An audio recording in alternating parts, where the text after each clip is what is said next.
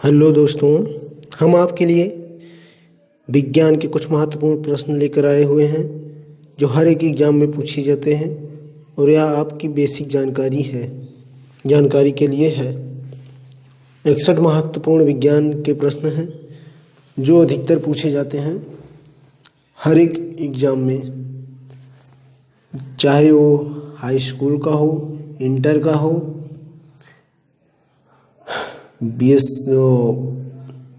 RRB का हो, railway, GD, group D railway और एसएससी और क्लर्क, इन सभी में पूछे जाते हैं ये क्वेश्चन। आपको ले चलते हैं। मधुमक्खियों का जनन एवं प्रबंधन कहलाता है एपीकल्चर। रक्त के थक्का बनने में सहायक विटामिन है विटामिन के जो है रक्त के थक्का बनने में सहायक है। कैल्शियम एल्यूमिनेट तथा कैल्शियम सिलिकेट का मिश्रण कहलाता है सीमेंट कहलाता है। खट्टे फलों में होता है साइट्रिक अम्ल आपको पता ही होगा, खट्टे फल में मिलता है। जैसे साइट्रिक अम्ल का उपयोग कहाँ कहाँ पर होता है? फुल्की के पानी में मिलाया जाता है साइट्रिक अम्ल। और चाउमीन जब बनता है तो चाउमीन में भी साइट्रिक अम्ल का प्रयोग किया जाता है। कार्य की इकाई जूल है, ये तो पता ही होगा। ये भी हाई स्कूल में और इंटर में पूछा जाता है, कार्य की इकाई जूल है। क्लोरोफ्लोरोकार्बन को किस नाम से जाना जाता है? फ्रेयान। क्लोरोफ्लोरोकार्बन को फ्रेयान के नाम से जाना जाता है। एकमात्र अम्ल जो स्वर्ण को घोलता है एक्वारेजिया जो स्वर्ण को घोलता है, एक ऐसा अम्ल है। आधुनिक परमाणु सिद्धांत का प्रणेता माना जाता है। आधुनिक परमाणु के सिद्धांत को प्रणेता किसको माना जाता है? जॉन डाल्टन को माना जाता है, जिन्होंने आधुनिक परमाणु सिद्धांत का प्रतिपादन किया था। सेब को दांतों से काटने के लिए किस प्रकार के दांतों का उपयोग होता है? कृंतक प्रकार के दांतों का उपयोग होता है। कौन से दो रंगों को मिश्रित करने से हरा रंग तैयार होता है? कौन से दो रंगों को अगर मिश्रित किया जाता है तो हरा रंग तैयार हो जाता है? नारंगी और बैंगनी ऐसे दो रंग हैं जिसको मिश्रित करने पर हरा रंग तैयार हो जाता है, बनकर तैयार हो जाता है। आरएनए का अभिप्राय है रिबोन्यूक्लिक एसिड। लोलक का संचालन क्या कहलाता है? दोलन गति। यह भी हाई स्कूल इंटर के लिए महत्वपूर्ण प्रश्न है। और वायुमंडल में उपस्थित कुल गैसों की कितना प्रतिशत हाइड्रोजन होता है? ये तो आपको पता ही होगा, 78% वायुमंडल में उपस्थित। किसका प्रयोग चिकित्सक रोगियों की जांच में करते हैं? किसका प्रयोग हम चिकित्सक रोगियों की जांच में करते हैं? जो स्टेथोस्कोप का प्रयोग करते हैं रोगियों की जब जांच किया जाता है। मलेरिया संबंधित है ज्वार से। जब ज्वार होता है, अधिकतर तगड़ा ज्वार होता है तो ज्वार की वजह से मलेरिया हो जाता है और मलेरिया संबंधित इसीलिए ज्वार से होता है। रक्त शर्करा स्तर को नियंत्रित करने वाला हार्मोन है इंसुलिन। कैल्शियम हाइड्रोक्साइड का प्रयोग करके मोटर के प्लास्टर का निर्माण किया जाता है। इसे किस नाम से जाना जाता है? चूना जल के नाम से जाना जाता है। प्रकाश संश्लेषण में सहायक पत्तियों के हरे पदार्थ को क्या कहते हैं? क्लोरोफिल। प्रकाश संश्लेषण में सहायक पत्तियों के हरे पदार्थ को क्या कहते हैं? क्लोरोफिल, जो प्रकाश को अवशोषित करते हैं, अपनी ओर खींचते हैं। पीतल हवा में किस गैस की उपस्थिति के कारण बदरंग हो जाता है? ऑक्सीजन के कारण। पीतल हवा में किस गैस की उपस्थिति के कारण बदरंग हो जाता है? ऑक्सीजन के कारण। बार किसकी इकाई है? वायुमंडलीय दाब। Most important question. बार किसकी इकाई है? वायुमंडलीय दाब की इकाई है। ठोस से सीधे वाष्प अवस्था में पदार्थ के रूपांतरण को कहा जाता है उदातीकरण। उदातीकरण ठोस से सीधे वाष्प की अवस्था में जो बदल जाता है उस पदार्थ के रूपांतरण को कहा जाता है उदातीकरण। किसकी परत बनने के कारण चांदी बदरंग हो जाता है? चांदी जो है अपना रंग छोड़ देता है। सल्फाइड परत के कारण चांदी अपना रंग बदल देता है। चेचक होने की वजह है वायरस की वजह से ही चेचक होता है। वायरस जो है, चेचक को पता ही होगा, जो बहुत सारे लोग बोलते हैं देवी जी निकल गए, तो उसको साइंटिस्ट ने चेचक का नाम दिया है। चेचक का नाम दिया जो दाने दाने हो जाते हैं। प्रतिरोध की एसआई इकाई है ओम। एसआई इकाई है ओम। ओम की इकाई क्या है? एसआई। सबसे व्यस्त मानव अंग है दिल। सबसे व्यस्त मानव अंग क्या है? दिल। ये भी क्वेश्चन आया था।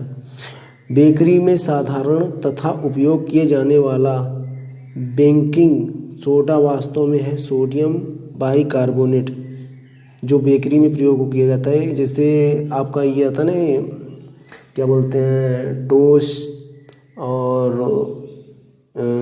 जीरा, उसके बाद पाव, ब्रेड, बहुत सारे हैं जो उन सब चीज़ों में सोडियम बाइकार्बोनेट का प्रयोग किया जाता है। बेकिंग सोडा का प्रयोग किया जाता है तभी वो बनते हैं। आनुवांशिकता की इकाई है जीन। आनुवांशिकता की इकाई है जीन। आनुवांशिकता के नियम की खोज किसने की थी? ग्रेगरी मेंडल ने आनुवांशिकता के नियमों की खोज किया था। कोशिका झिल्ली पाई जाती है पादप एवं पशु कोशिका दोनों में। पादप और पशु कोशिका दोनों में पाई जाती है कोशिका झिल्ली। पानी की अस्थायी कठोरता दूर की जा सकती है। पानी की अस्थायी कठोरता दूर की जा सकती है पोटेशियम परमैंगनेट को डालर से। पानी का अधिकतम घनत्व होता है 4 डिग्री सेल्सियस पर। पानी का अधिकतम घनत्व कितना होता है? 4 डिग्री सेल्सियस पर। निकट दृष्टि दोष दूर करने के लिए किसका प्रयोग किया जाता है? अवतल लेंस। अवतल लेंस से निकट की वस्तुएं जो दिखाई नहीं देती है, अवतल लेंस लगवाने के बाद निकट की वस्तुएं दिखाई देने लगती हैं। और उत्तल लेंस जो होता है दूर दृष्टि दोष दूर करने के लिए होता है। उत्तल लेंस का प्रयोग दूर दृष्टि दोष करने के लिए होता है और अवतल लेंस का प्रयोग निकट दृष्टि दोष दूर करने के लिए होता है। मानव शरीर में सबसे बड़ी धमनी है महाधमनी जो है मानव शरीर में सबसे बड़ी धमनी है। सौर प्रणाली में सबसे बड़ा प्राकृतिक उपग्रह है गैनीमीड जो है सौर मंडल में सबसे प्राकृतिक उपग्रह है। शरीर के किस अंग में आयोडीन संचित रहता है? थायराइड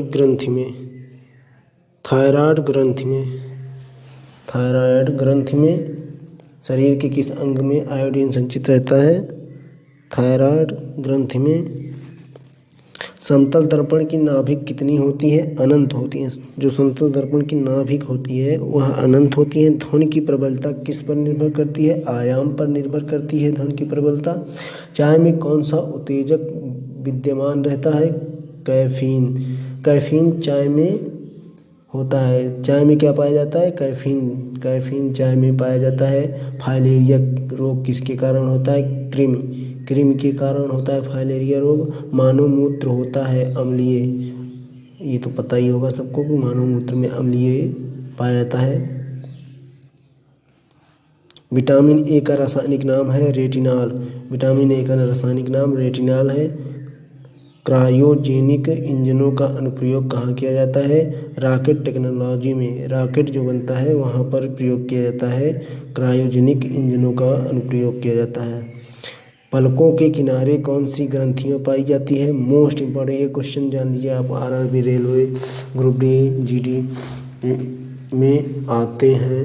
पलकों के किनारे कौन सी ग्रंथियाँ पाई जाती है? मीबोमियन। मनुष्य की आहार नाल के किस भाग में कोई एंजाइम नहीं पाया जाता है? ग्रसिका में एंजाइम नहीं पाया जाता है। अमाशय की दीवार से कौन सा एंजाइम निकलता है? गैस्ट्रीन। अमाशय की दीवार से कौन सा एंजाइम निकलता है? गैस्ट्रीन। अब इसको खोल कर बताना नहीं, गैस।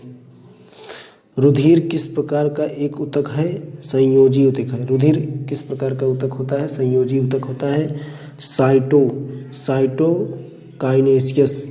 साइटोकाइनेसिस में किसका विभाजन होता है? कोशिका द्रव्य का विभाजन होता है। सांप का जहर है प्रोटीन। सांप का जहर क्या है? प्रोटीन है। किस संघ की जातियों की संख्या सबसे अधिक है? आर्थ्रोपोडा में। आर्थ्रोपोडा की जातियां सबसे अधिक है। मानव शरीर में सबसे अधिक मात्रा में पाया जाने वाला तत्व है ऑक्सीजन मानव शरीर में सबसे अधिक पाया जाता है।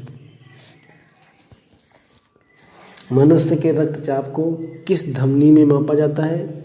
बैंक्रियल धमनी में मापा जाता है मनुष्य के रक्तचाप को। हास्य गैस का रासायनिक नाम है नाइट्रस ऑक्साइड। हास्य गैस का, जिससे लाफिंग गैस बोलते हैं, हंसने वाला गैस, नाइट्रस ऑक्साइड।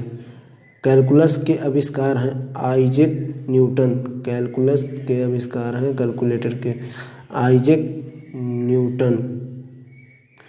शकरकंद किसका रूपांतरण है? जड़ का रूपांतरण होता है शकरकंद। एड्स के विषाणु किसे नष्ट कर देते हैं? लिम्फोसाइट को नष्ट कर देते हैं एड्स के विषाणु। उंगली के नाखून में विद्यमान प्रोटीन है ग्लोबिन। जो अपनी फिंगर है, इस फिंगर में उंगली के जो नाखून हैं, इसमें ग्लोबिन विद्यमान होते हैं। पक्षियों को उड़ने की प्रक्रिया कहलाती है ब्रेलिंग। पक्षियों को उड़ने की प्रक्रिया कहलाती है ब्रेलिंग। एंजाइम के प्रोटीन भाग को क्या कहते हैं? Apo enzyme. किस हार्मोन्स को आपातकालीन हार्मोन्स कहते हैं? एड्रेनलिन को हार्मोन्स का आपातकालीन हार्मोन्स कहते हैं। बुद्धि का केंद्र स्थित है प्रमस्तिष्क में बुद्धि का केंद्र स्थित है। कौन सा एंजाइम एक का थक्का बनने में सहायता करता है? रेनिन एंजाइम जो है एक का थक्का बनने में सहायता करता है। हमारे शरीर में कार्बोहाइड्रेट के पाचन के लिए कौन सा एंजाइम उत्तरदायी है? एमाइलेज जो है हमारे शरीर में कार्बोहाइड्रेट के पाचन के लिए कौन सा एंजाइम उत्तरदायी है? एमाइलेज। केंद्रक का विभाजन क्या कहलाते हैं? जो आपको बताना है कमेंट में आंसर दें। केंद्रक का विभाजन क्या कहलाता है? जो आपको बताना है। ये आपके लिए क्वेश्चन है, मैंने छोड़ दिया है, इसका आंसर आप दें, नहीं तो हम तो देंगे। मेरी दूसरे वीडियो में मैं इसका आंसर दूंगा और इससे भी अच्छे और इससे भी मोस्ट इम्पॉर्टेंट क्वेश्चन मैं प्रोवाइड करूंगा। देखना मत भूलिएगा। प्लीज़ मेरी वीडियो लाइक और सब्सक्राइब जरूर करिए। बताइए कैसी लगी वीडियो। धन्यवाद, थैंक यू वीडियो देखने के लिए। I love you.